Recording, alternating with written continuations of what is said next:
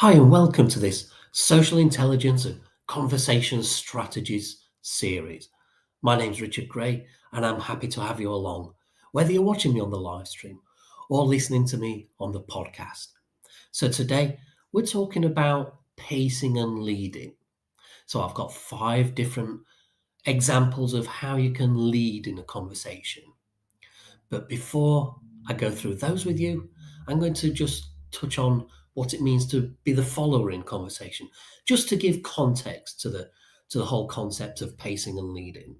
So if you're like I used to be, in other words, you're the quiet one in conversation for whatever reason, and there could be several different reasons for that. So if you're being the quiet one in conversations, then the chances are you're the follower. In other words, somebody else, the other person, brings a topic to the table. Maybe it's their hobby. Maybe they like horse riding. So they talk about horse riding and you follow them. You follow them in that conversation. Another way of putting it is that you're being reactive. You're reacting to whatever they're talking about. So they want to talk about horse riding, you follow them in that topic because you're not introducing your own topics into the conversation. You're simply being reactive to what the other person wants to talk about. And maybe it's because you've become a people pleaser and you want the other person to be happy because they're talking about what they would like to talk about. So you're enabling them, which is not a bad thing, so long as you don't do it 100% of the time. So in this context, you're the follower. You're following the conversational topic of what the other person or the other group of people are talking about. Pacing is no longer following the other person, but sort of moving side by side with them. So they want to talk about horse racing, horse riding. Now you're side by side with them, encouraging them, asking questions about it. Maybe you know something yourself and you're on a level playing field and you're both talking about the same thing. You're bringing equal material to the table. You're pacing side by side. You're not following, but you're not leading. So, what does it mean to lead in the conversation? So you're not following, it's the opposite. You're taking the other person in the direction you want to move in the conversation. Maybe you want to talk about mountain climbing. So maybe this is a deliberate strategy. You've paced them, you've allowed them to talk about what they want to talk about for a while, which is horse riding. But now you want to shift the conversation to mountain climbing. So you transition from horse riding into mountain climbing, however you want to do that. But this is what's called leading. Now, there's different ways of leading in conversation. It's not just about introducing new conversational topics. So let's go through 5 different ways that you can do that, starting at the most subtle and ending at the biggest one, which we've actually just covered. So, number 1, energy. Now, you probably know somebody who is always down, always has a complaint, or wants to give some negative gossip about somebody else. The type of people who walk around with that little comedy cloud over their head and it's always raining on them. Their life is gloomy and they like to share the wealth of their gloom. And so what they're doing is they're leading with negative energy because this kind of energy tends to bring other people down. So you might have been happy when this person arrived, and now as they get into their latest complaints, you feel your own mood sinking down with them. So they are leading you with their energy, but you can lead with positive energy instead. So somebody else, a group of people, they're having a conversation, you join the conversation, but you bring good energy to the conversation. You're happy. The other people raise their energy a little bit to you. When you bring that good energy, this is leading with your energy. The next thing you can lead with is a smile. Maybe you're talking to somebody new and they don't know you, you don't know them, so their guard is up and they're a little bit serious and they don't want to give too much about themselves away. And so you bring a ready smile. And when you do this, it's hard for the other person to resist and keep that serious face, the poker face on. When you're relaxed and you're smiling, it affects the other person in a good way. And to a small extent, you're leading them with a smile. So you've got energy, a smile. How about leading them with a handshake? You meet a new person, maybe you exchange names, and then you extend a hand for a handshake. So the first person to do this is the one that's leading, because what's the other person going to do once you put your hand out? They're going to put their hand out too to shake your hand. Now you've led them in the handshake. If you let the other person go first and put their hand out, then they're leading you. They might not be deliberately doing it, but they are leading you. So if you can, it's not a competition, but it's an opportunity to lead if you want to have a little practice at leading people. If you want to start small rather than with the big things, and you want to lead with the little things like 10% more positive energy than you've had before, with a smile, with a handshake. These are little things that you can practice leading with in a conversation. So, what else can you lead in conversation with? Well, how about questions? So, you've let somebody else talk about what they want to talk about. That's fine, no problem whatsoever. Let somebody else talk. That's a good thing, so long as you're hearing them and listening to them. If you're letting them talk, but you're just thinking about what you're going to talk about next, well, you're just waiting for them to finish their sentence, then that's not such a good scenario. Learn to be present and to listen to them. And when you do, you're going to find natural points in their dialogue where you can ask a question. Don't ask a conversation, ask a question. So this is the benefit of actively listening and getting out of your own head, not thinking whatsoever about what you're going to say next. It can feel like you're taking the safety net away from a conversation when you're not prepared for the end of their sentence and what you're going to say next if you're not thinking about it. Because when you are thinking about it, of course, you're not able to fully hear what they're talking about. And I'm sure you've felt it yourself in conversation when you're talking and the other person is really listening to you. You can just tell they're waiting to talk, and quite often they can't wait till the end of your sentence, and they interrupting you and they talk over the end of your sentence. So listen to what they're saying, and you will naturally hear things that you can pick up on and ask questions about. So how is a question leading in conversation? Well, you ask a question, the other person has to react to it. Therefore, you have led them. You've given them a question. They are following you with their response to that question.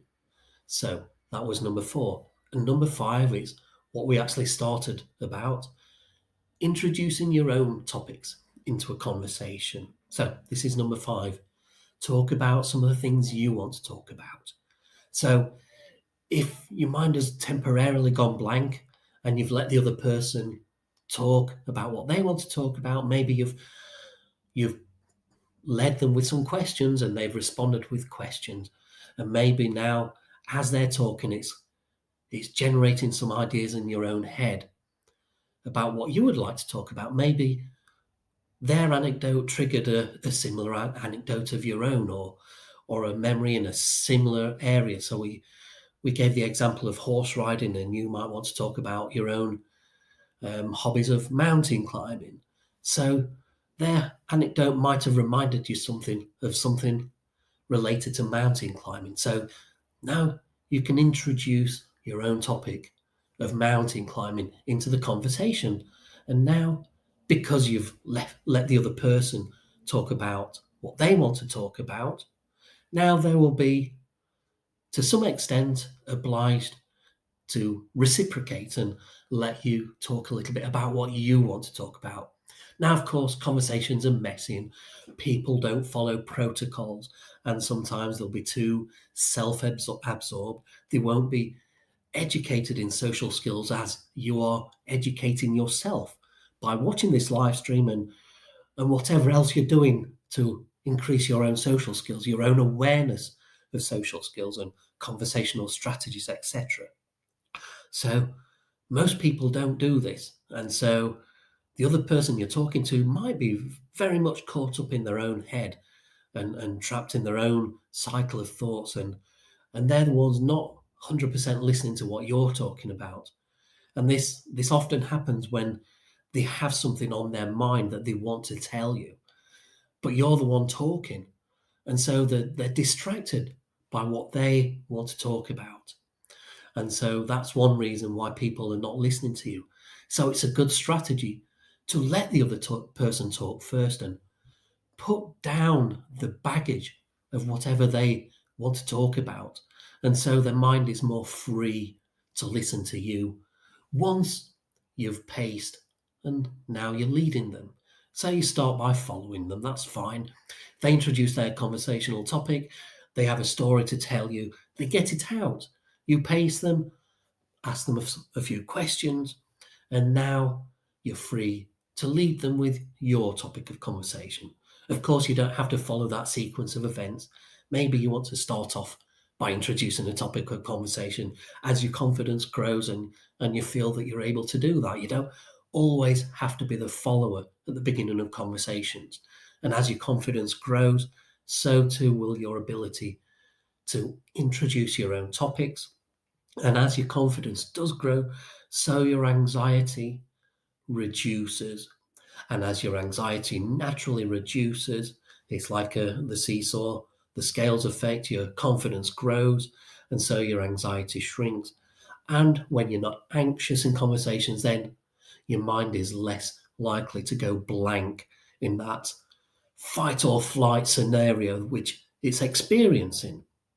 Now, when you are in a fight flight situation, what your body and your mind is doing is diverting resources to your muscles for a sudden explosive action, whether it's to fight or to flight. And one of those areas where it diverts resources is your higher cognitive thinking. And this is why your mind often goes blank. So, in the event that you're able to reduce your anxiety, you're reducing the chances of your mind going blank at the same time while your confidence grows. Now, you can't do this overnight. Just do it gradually. So it's not like you're having a body transplant. You're not having a heart transplant or a lung transplant or whatever it is they can transplant these days. Because with full transplants, you have to have medications to manage those transplants, right? So if you try and transplant your personality completely in one go and become a hugely confident person overnight, it's not going to work. So becoming confident and becoming a leader in conversations is something that you have to build up gradually, 10% at a time, and that's fine. Start off with some of the lower level ways of leading. So just to recap, we said energy is the first one, a smile, a handshake, questions, introducing your own topics. There's more ways, of course, if you sit down and think about this. There's different ways of leading in conversation, little ways that other people, they don't have no idea, they don't realize that this is happening. And perhaps you didn't realize it until you listened to this live stream. Perhaps you didn't realize until this very moment in time just how much you are being led in conversations simply by somebody else asking you questions and you're reacting and responding to them. You're following the other person. Your energy is aligning to their energy. They smile, you smile in response. They put the hand out for a handshake, you respond. All these things are you following them. And that's okay as long as you don't do it 100% of the time. This is all about bringing balance into conversations. So that's pacing and leading and a little dash of following. So I hope that was informative, and I hope just the fact of raising this whole subject into your conscious awareness, you're now going to go out into your day and you're going to notice it more in your interactions with other people. You're going to notice how you are being led in conversations, or perhaps you are the one that is naturally dominant and you are leading other people. However it is, whichever way it is, and however you are in a conversation at this moment in time, you're going to be much more aware of where you stand in the pecking order of a conversation. So if you are at the low end, introduce some of those smaller leading tactics like your energy, your handshake, etc.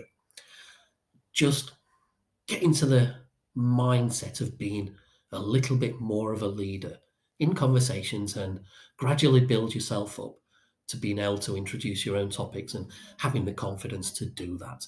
So I'm happy to have had another chat with you today about this topic of pacing and leading. And if you're interested in other topics that we've covered in previous live streams, go to liveconfident.com/live stream and you'll be able to access previous live streams.